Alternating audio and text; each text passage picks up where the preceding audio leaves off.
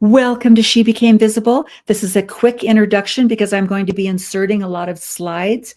And so I just wanted to let you know that it is June 2024, and I attended the women's strike today in Salt Lake, and I'm going to be reporting on that. And that's what this podcast is about today. So thank you for joining me today on She Became Visible. Today was definitely about becoming visible. So I hope you enjoy the show. Thanks so much.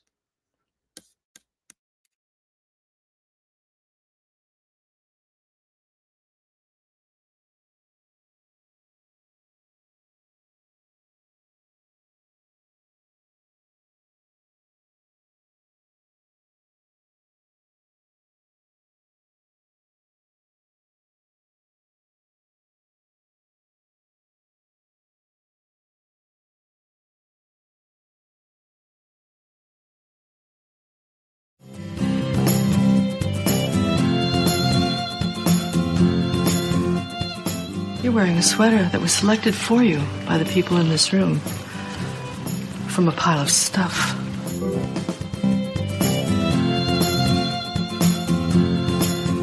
Give me a full ballerina skirt and a hint of saloon, and I'm on board. I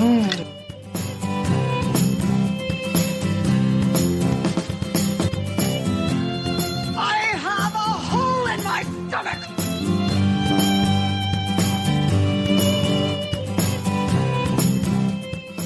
I can't go back. Welcome to the She Became Visible podcast. I'm your host, Renee Steelman. This podcast is my story. It's your story. It's our story. It's all the stories of all the women who one day knew that it was time to remember who they were, who they are, and stand up and be seen.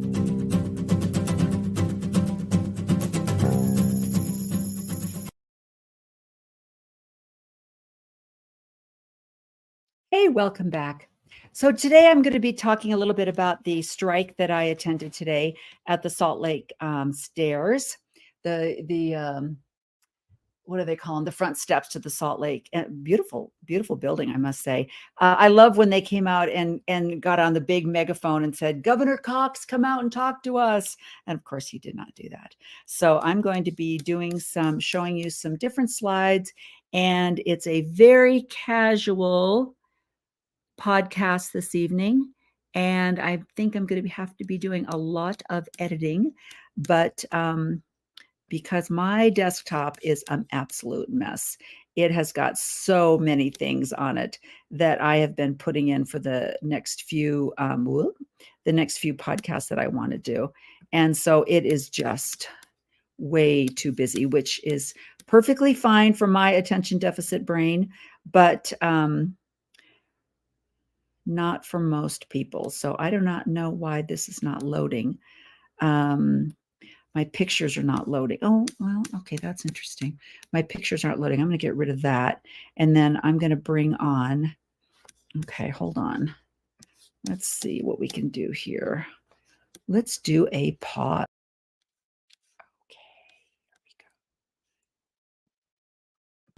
Okay, back home after going to the women's healthcare protest on the Salt Lake Capitol stair steps. And it's hot. It's hot out there. But the women that went to all the trouble to organize this, I can't say thank you enough. I mean, they even brought water. They brought T-shirts. They brought signs. And it was a small group. They went to a lot of work. It wasn't a huge crowd. There weren't a lot of people, but there were some things that were brought up that made me start to think a little bit. And one of them was, how do you describe or how do you define conservative values? When you talk to someone, what does that mean when you hear the idea of conservative values? And so I looked it up, and one of the definitions was traditional, something that's considered accepted by a lot of the people and carried on through generations. Let me see if I can actually find the description that they gave, because I thought, well, let's see. traditional values that is neutral to religion, agnostic to politics, and nonetheless faithful to the culture, that by being scolded and ridiculed when not forcibly obliterated, testifies always to the robustness of its effect and the resilience of its pedigree. And I think that's a good description, because what they're saying is this has been a proven act or tradition that has proven to be successful, that these values, these actions, this cultural thing that we practice has been proven to be successful generation after generation after generation. And so I thought, okay, how does that affect what I'm hearing on the media about what traditional values are, what the Project 2025 is saying, that they're going to go back to traditional values. And so I have to think, well, what is it about the term traditional values that creates so much hate and division? So I found this fabulous article. It's written by Asher Black. It's just a 7-minute read, so if you wouldn't mind, I'm actually going to read it to you. It's called, What Are Traditional Values Anyway? And he says, first, let's dispel the prohibition on such questions. Tradition in this context gets short shrift, but mainly from people who don't know what it is. Modernists dismiss it cynically as superficial or hypocritical. Traditionalists misrepresent it as including pet biases, political preferences, and religious peculiarities. What is dismissed necessarily exists, and what is misunderstood has at least one time been understood. So, what is it meant? What is meant by traditional values? Before the list, we should point out the modernist will circumvent the question by asking, whose tradition? Whose culture? We recognize this as a failure to distinguish traditions from tradition and cultures from culture. Let's say for the moment that our placeholder is Western tradition or American tradition, just to provide ammunition to such a challenge. We can afford to indulge the misunderstanding because when these questions are addressed to long-standing established bodies of identifiable thought, they're reasonable and can be answered. We shall shortly do so. When they are merely rhetorical attempts to suggest that there do not exist such generally unified bodies of thought, but all are susceptible to nihilistic deconstruction ad infinitum, it's merely a form of begging the question, and we can dismiss the dismissal. It's true that genetities exist within the Homo genus, but it's also true that a constellation of minority attitudes indicates the presence of a majority one. In the same way, divergent reactions underscore an original action, just as exceptions prove a rule. So here's the list. What are traditional values?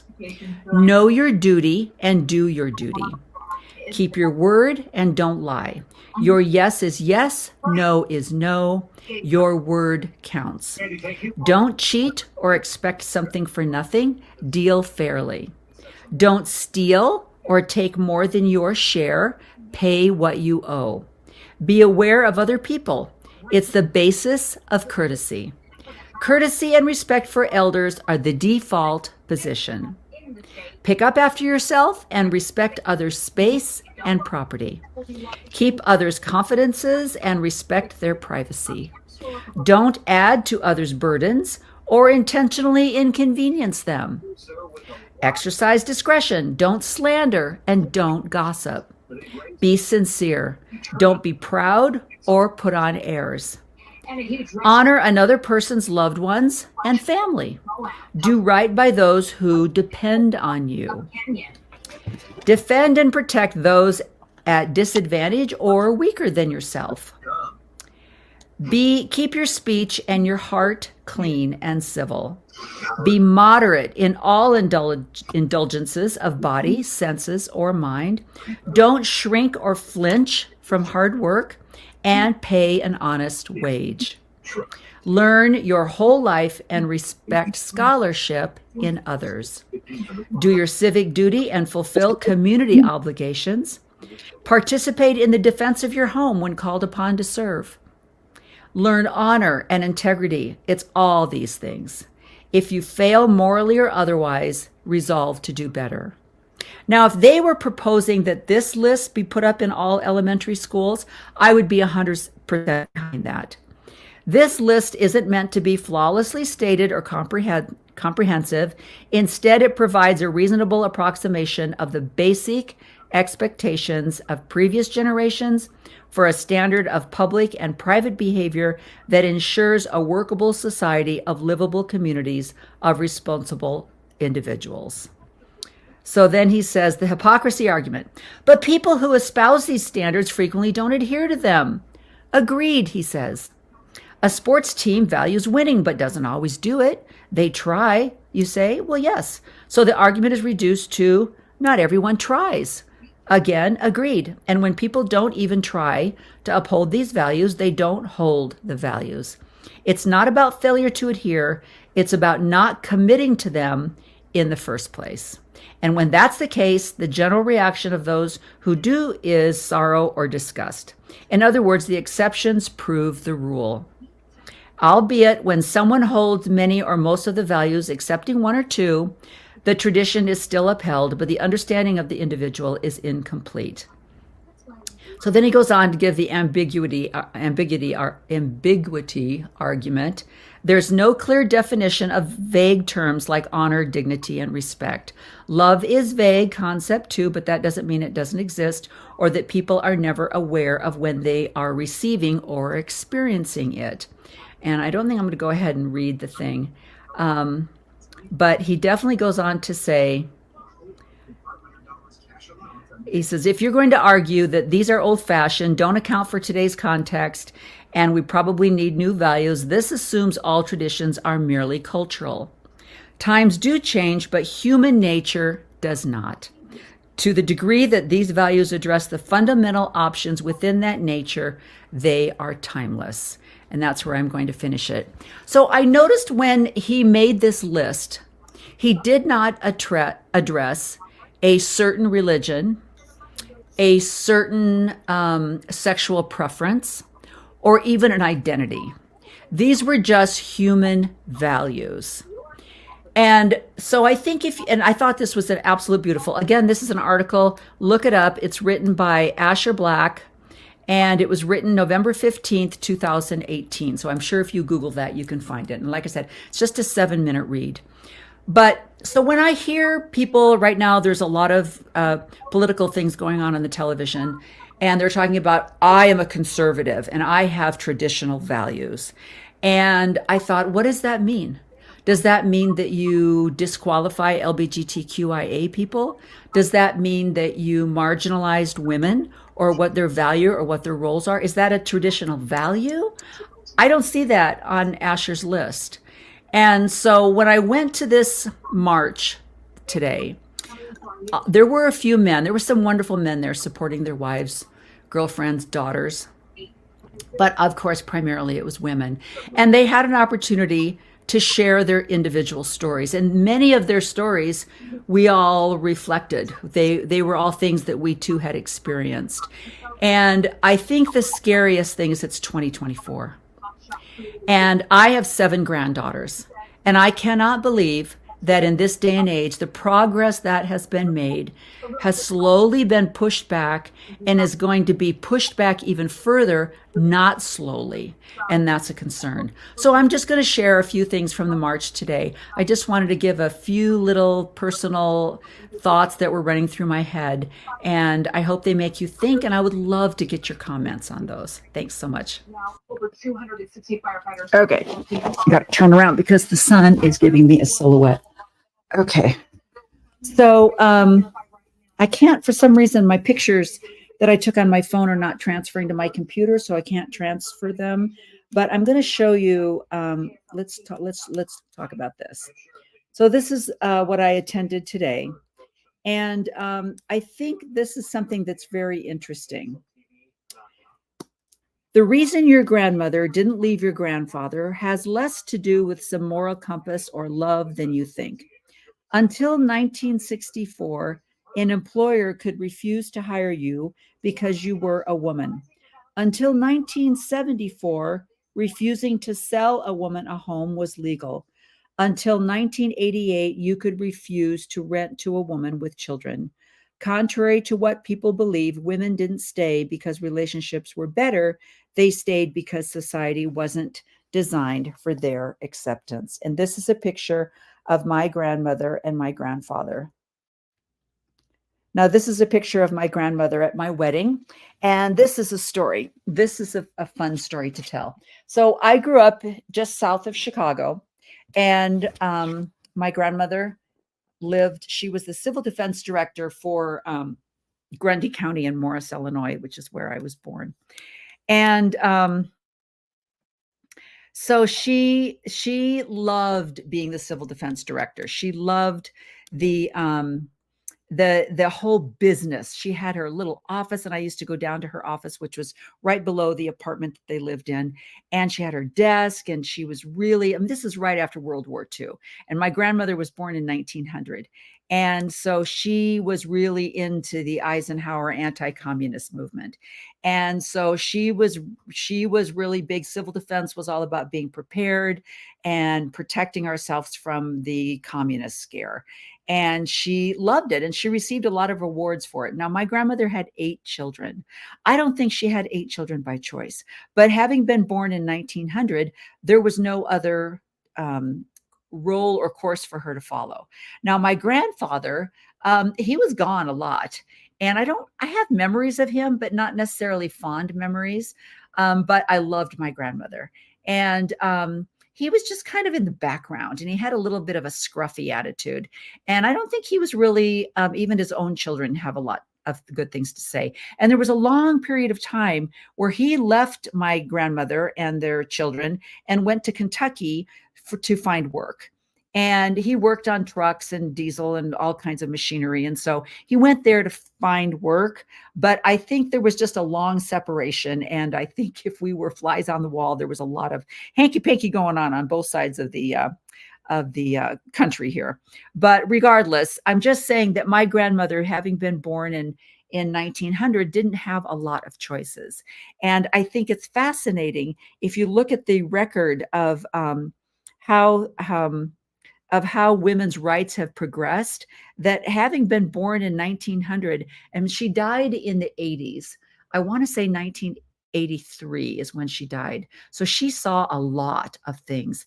And I never thought that my lifetime that I would be saying to my children, did you know that when your dad and I got married in 1974 that I couldn't get a credit card, or that I couldn't open up my own checking account without his signature? I couldn't go out and buy a car because I basically was a housewife. I didn't have income. Everything was his income. And so he had to sign off. I didn't even understand that when we got married and I took on his name, it was because I became his property.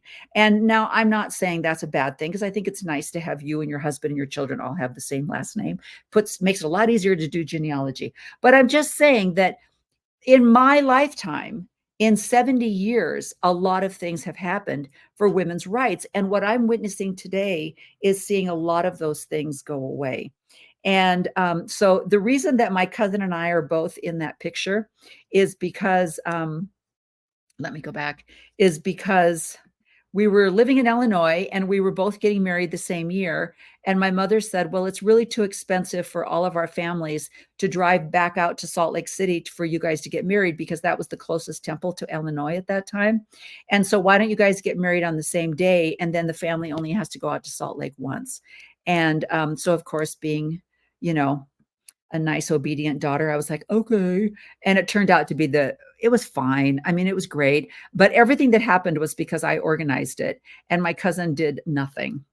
And every time I was living in Japan, I was in the military at the time, and I would write her letters and I would say, hey, what do you think about this? Or what do you think about that? And I would hear nothing back. So it was just a chaos. The whole weekend was just chaos, because we had tried to incorporate 2 different groups of people at the same time. Even though we were the same family, that was my mom's family, but any other extensions of who she was marrying and their family, those all got thrown together and it was a huge mess. So anyway, but that's another example of, well, we had to drive all the way to Salt Lake City to get married rather than just getting married in Washington State where I was living. And then she could have gotten married in Illinois where she was living, and they could have done their own thing and we could have done our own thing. But because of this whole, no, you must be buried in the temple, and the closest temple at that time was Salt Lake. So anyway, that's that story. So I'm going to remove this.